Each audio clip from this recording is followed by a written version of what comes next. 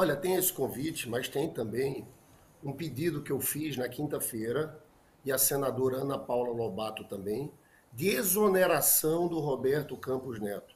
Porque na lei que criou a autonomia do Banco Central, tem um ponto que permite afastamento do presidente e diretores por desempenho insuficiente. Eu elenquei vários itens em relação a esse desempenho insuficiente.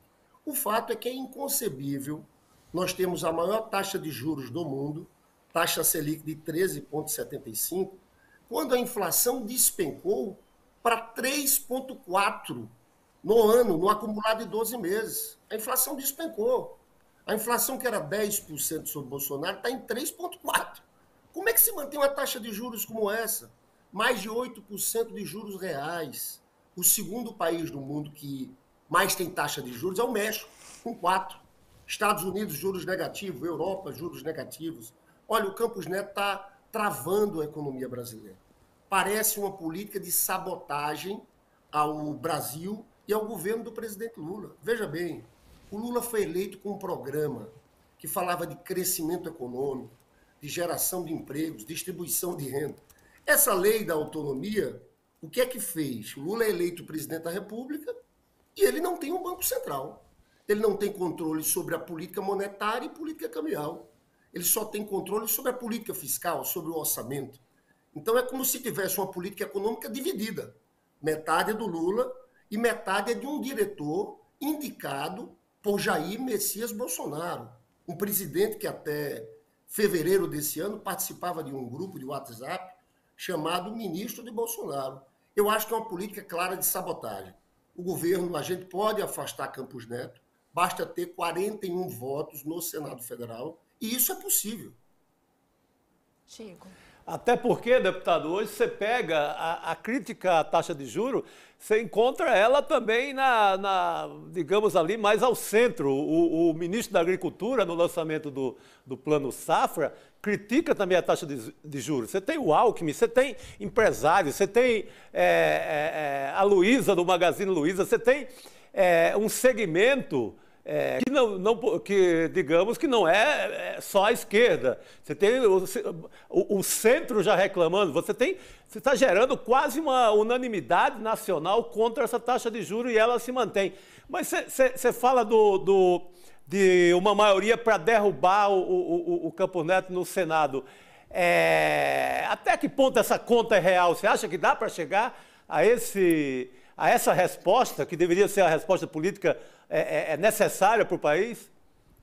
Olha, eu acho que dá, justamente por esse teu argumento, Chico. Prazer falar contigo, Chico. No começo era o Lula reclamando. A Gleisi tuitava, eu falava. Sim. Agora o movimento é um movimento muito mais amplo. Você veja uma nota duríssima da Fiesp, a Confederação Nacional das Indústrias.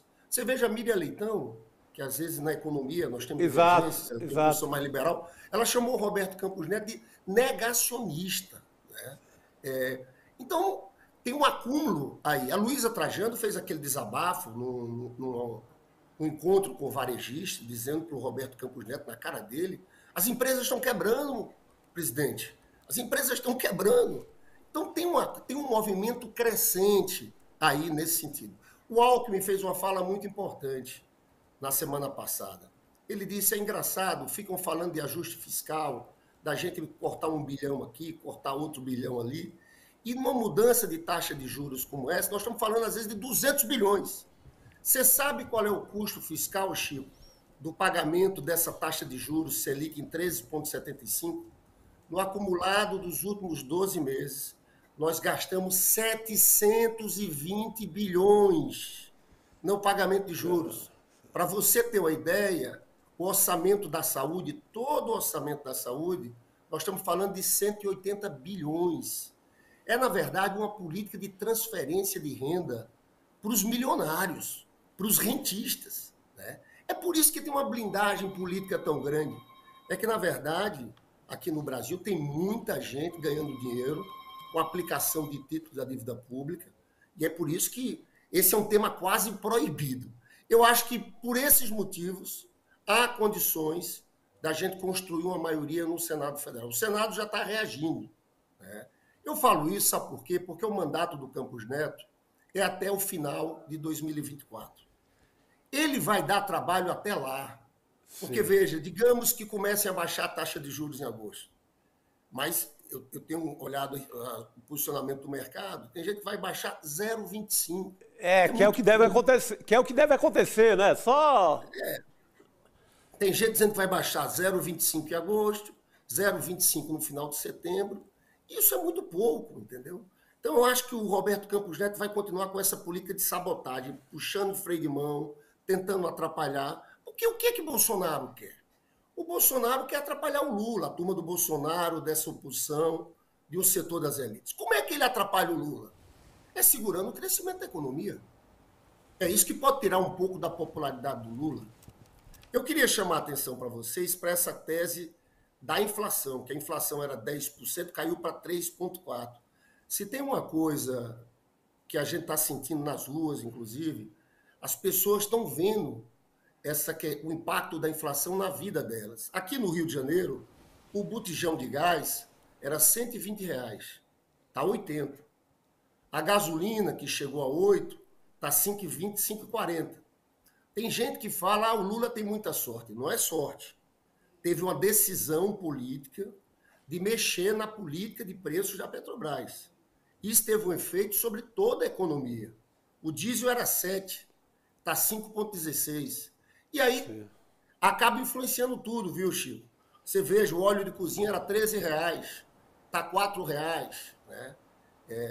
O Lula está chegando no momento, no meio desses 6 meses de governo dele, no momento, eu diria o melhor momento do governo dele, que é com baixa da inflação e com baixa do desemprego. Só falta resolver esse problema dos juros pelo Banco Central.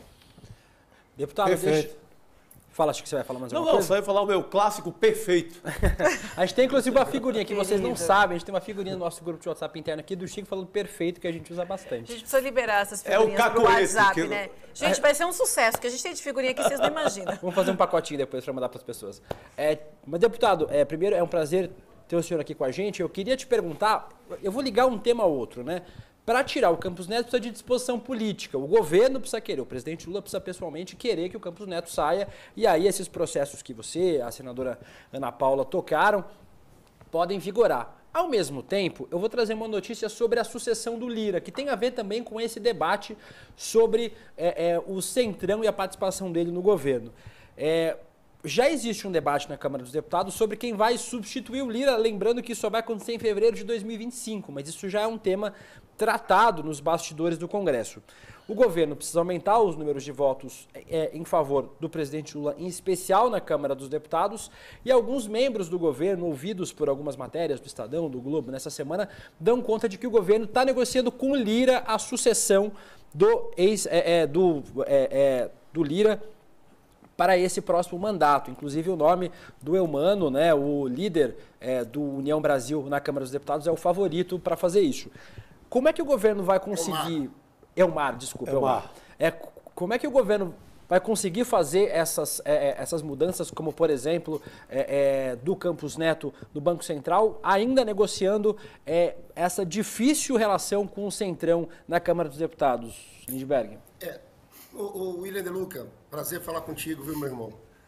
Deixa eu te falar, na verdade, para afastar o Campos Neto, é necessário 41 votos no Senado. A situação no Senado é muito melhor do que na Câmara, a situação política, é uma situação mais fácil. A gente aprovou o Zanin com 58 votos, a votação do arcabouço, o governo teve 57 votos. Né? Então eu diria que o Senado é uma coisa diferente e é melhor. Na Câmara ainda tem muita água para rolar, viu? A eleição para o sucessor do Lula é daqui a 1 ano e meio, tem o Elmar que é candidato, tem o Marcos Pereira do PR que é candidato, tem o Isnaldo do PMDB que é candidato, tem o Brito do PSD que é candidato, está cheio de candidato. Então tem que esperar para ver o que acontece. Agora, creio que nessa questão do Senado a gente tem como avançar, tem como prosperar. E o presidente Lula, essa decisão do presidente Lula, se tem uma pessoa que desde o começo entendeu que a forma deles atrapalharem o governo do presidente Lula e amarrarem o governo do presidente Lula, que é pelo Banco Central, foi o Lula. O Lula desde o começo. O Lula em nenhum momento vacilou em relação a essa questão. Você sabe, inclusive, que esse tema dos juros, a gente tem que ampliar o escopo, porque a gente fica falando muito em taxa Selic e a gente tem que falar mais na vida das pessoas, tem que falar em cartão de crédito. William De Luca, como é que se justifica as pessoas aqui no Brasil pagarem mais de 400% de juros de cartão de crédito? Isso é um escândalo, isso não existe em canto nenhum do mundo. Se uma pessoa deve R$1.000, se ela não paga, ao final do ano está em R$5.000. Então a gente tem que popularizar esse tema. Você sabe que fizeram uma pesquisa com a avaliação do governo do presidente Lula, quando perguntaram sobre a posição do presidente Lula sobre os juros, 80% da população brasileira apoiou o presidente. Então as pessoas sentem, né? Eu diria, quando a gente olha a história do Brasil sempre é história de golpes. Quando um governo popular vence a eleição, eles tentam, de alguma forma, criar dificuldades e até destituir. Aconteceu assim com Getúlio, o suicídio de Getúlio foi uma resposta a um golpe dado. Tentaram impedir Juscelino de assumir ali. Depois teve o golpe militar. E a gente viveu o golpe recente agora na história do Brasil, com o afastamento da presidenta Dilma Rousseff e a prisão do presidente Lula. Eu diria que se tem um caminho para essas elites tentarem conspirar contra o Lula, é através do Banco Central, para tentar reduzir a popularidade do Lula, impedindo que a economia cresça. Porque a lembrança do Lula é essa, é crescimento econômico, geração de empregos. Então eles estão, eu acho sinceramente que é uma política de sabotagem. O Reinaldo Azevedo chegou a falar que o Banco Central hoje é o último refúgio do bolsonarismo. É dessa forma que eu vejo. Me permitam dizer uma última coisa. Eu acho que foi muito importante o julgamento do Bolsonaro ontem, o voto consistente do ministro Benedito Gonçalves, relator do caso. Porque atentado contra o Estado Democrático de Direito é crime grave. O que Bolsonaro fez não foi só aquela reunião com os embaixadores. O que Bolsonaro fez foi a construção, desde o começo, de um processo para as pessoas desacreditarem o sistema eleitoral brasileiro. E esse processo levou a uma tentativa de golpe. Eu espero que ele seja inelegível e seja responsabilizado criminalmente, porque Bolsonaro tentou dar um golpe. Assim como Moro no passado, ao meu ver, Moro lá atrás com a Lava Jato, ele não tentou dar o golpe, ele deu o golpe. Ele tirou o Lula, que era o favorito das eleições, prendeu injustamente o Lula e conspirou para que Bolsonaro fosse eleito. Então eu queria registrar aqui a minha satisfação com a qualidade do voto do ministro Benedito Gonçalves.